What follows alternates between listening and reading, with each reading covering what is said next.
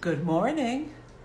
Good morning on this beautiful Sunday where the sun is in Capricorn and the moon is in Sagittarius in the balsamic phase. So it's a time where the moon is losing her light as we get ready to start a new cycle. And I am feeling like I should take a nap, but I just got up. So here I am. So if you feel tired, just know it's this time that we're supposed to go inward, reflect, and relax. So good morning, Ellie. Thank you so much for joining. Hi, everyone. I am Celeste. I'm an astrologer, coach, and an intuitive, and I'm here to talk about the energies of the week and talk about the new moon in Capricorn, and then I'm going to pull 3 cards. Oh, good morning, Julie. Thank you so much for joining.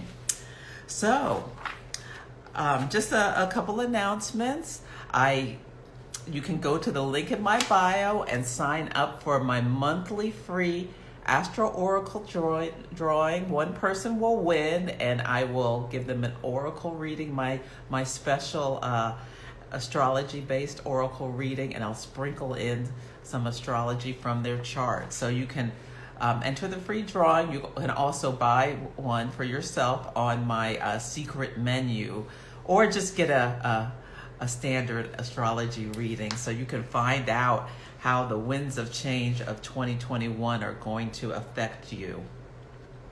What likely will come up based on your natal chart.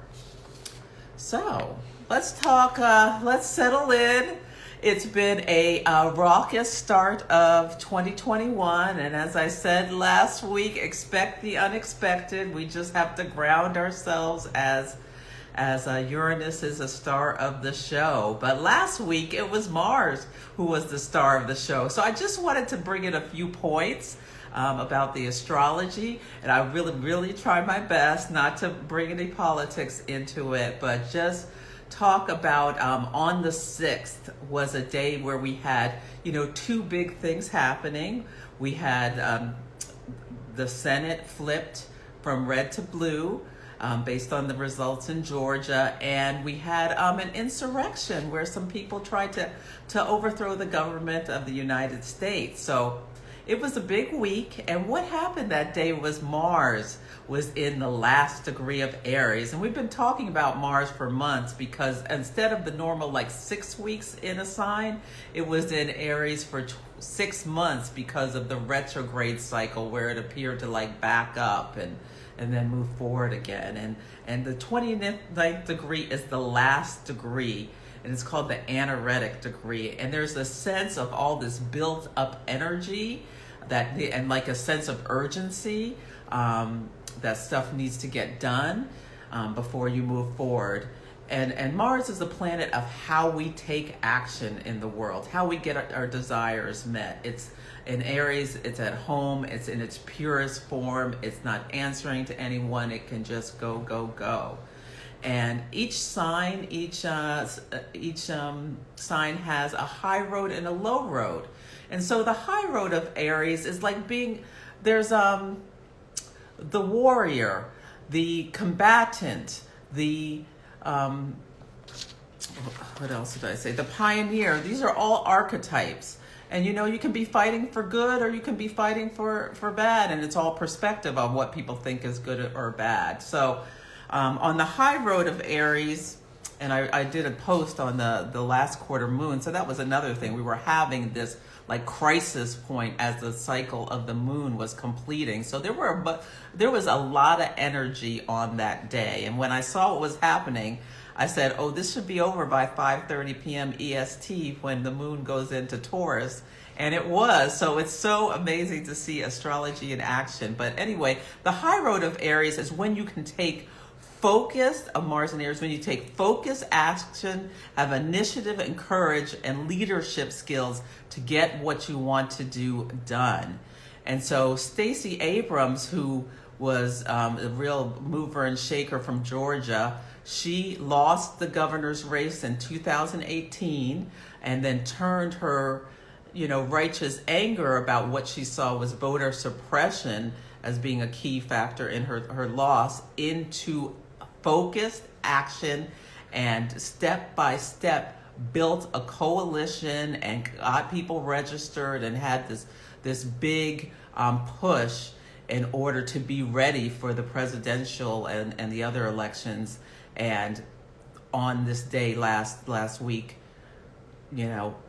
boom, the Senate flipped, which is a huge thing for people who aren't from the United States. Georgia is in the deep South, and it was a big deal.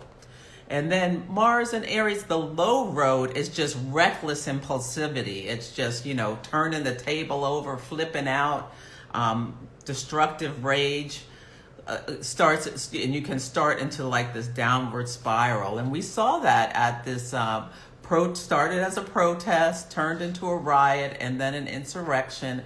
And I remember seeing on the news, one of the people who got caught up in the moment and ran into the Capitol was a CEO from a company in Illinois. And he said, when he got back home and realized what was going on, he said it was the biggest mistake of his life, because all that energy just spiraled out of control. So I'm proud of myself. I kept on point and didn't say anything else about that. But I just think it's a beautiful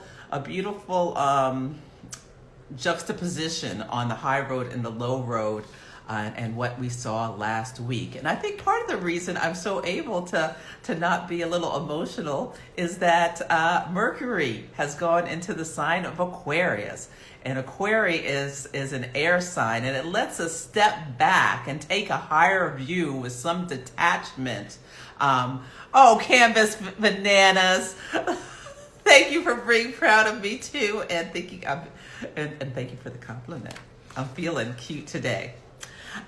Anyway, so that Mercury Aquarius energy, and we have it for until March. So this is a really great time to be visioning and having that sense of detachment, to look at things as they are rather than as we would like to be. So coming up on the 12th is a new moon in Capricorn, and I am excited about this new moon. So one thing that's really interesting about it is it's at 23 degrees Capricorn. And so, but essentially it's right next door to the big event of 2020, when Saturn and Pluto came together and heralded that it was going down and it was not going to be fun in 2020. So 2020 was the year. It was the year of our, the complete destruction of structures we thought we could rely on, or felt like our legs were cut off under ourselves. But now Pluto doesn't just break down; it builds up. So it's a death and rebirth cycle is what comes into play with Pluto. And Pluto's, it's a bad MFer. So Pluto is the lord of the underworld. It rules, the things that lie underneath. It rules shame, blame. It's the basement. It also is about sexuality and power. Power is the word that I most associate with Pluto, especially trying to have power over others. And but it's cyclical. It's the death and rebirth. So from the dark comes the light. So we go deep under the underworld like a Persephone or a Nana, but then we come back out. So yes, so what I see about this new moon, it's a time to think about, okay, everything changed. We're here now. This is a new year. It's a new start. How do we want to be reborn within ourselves? I think it's a really wonderful time to think about your relationship with your personal power and set intentions around that, about how you are going to use your personal power, and in a positive way. And if you have issues about power over people or being feel like people have power over you, how are you going to step into your own? I also like how Mars and Venus are taking a bit of a role in this. And so yesterday we had Mars and Venus trining in earth signs. So I like this because it's about Mars is now in Taurus, and Taurus is about taking focused actions, having that grit to move through challenges and get stuff done. And Venus in Capricorn she's not all that comfortable there, but that trine gives her a little bit more strength. And Venus also rules money, so you can be making plans about how you're going to move forward financially. But I really like the romanticism of it. I just feel like this is a year where we're going to have some people, love is going to be coming back into the air, because these two signs are going to come together in July, and these two planets, Mars and Venus, are going to come together in July in the sign of Leo. So I really like that, and the fact that next week at the new moon, Mars is coming close to being next to Uranus, and Venus is having a trine or an ease with it. So I believe that Uranus can bring sudden change. So I feel like with the Pluto and the Uranus that you can make changes, lasting changes to rebirth yourself in the way you want to be, and to make the changes on a deeper level. So, yes, I'm reading. Yeah, you become infatuated with nearly anything. A rock on the street. Okay, well, maybe let's set some objectives about more focused fascination or discernment about love. But when looking at the charts, I saw that. And reassessing values is something you could do with this energy. One thing I think is really excited for Aries and Aries rising people. So this year, this conjunction is coming together in your 5th house of joy. So think about, what do you want to be seeing in July that is happening. And the 5th house of joy rules romance. It rules children. It rules your creative projects, anything that brings you pleasure. So you really have an opportunity to start the process to birth something out into the world. So don't miss out on this new moon to set your intentions. And Aquarius rising, they're coming together in your house of partnership. Your 7th house. So it could be business partnerships. It could be love partnerships. You might see some Aquarians getting engaged, getting married. So set your intentions now. And so now we set our intentions when the moon and the sun are standing together and it's dark. And so, and in October, when there is a first quarter moon in Capricorn, you should be able to see something visual in the world about what you started putting in place now. So if it's Aries thinking about a baby, that 9-month gestational cycle. Okay. So I hope this was helpful. Let me see if there are any questions. Hello, everyone. Okay. So now I'm going to pick 3 cards. And I want a new moon guidance on how to go through the energy this week. And so, we really have to take care of ourselves. I know I was rocked to the core about, what happened last week, and thinking about, these people wanted to hang the vice president. That is some scary stuff. We would not, can you even imagine if we had that person who was dressed up like a Viking as our... your new senator or something? It's crazy. Anyway, we're okay for now.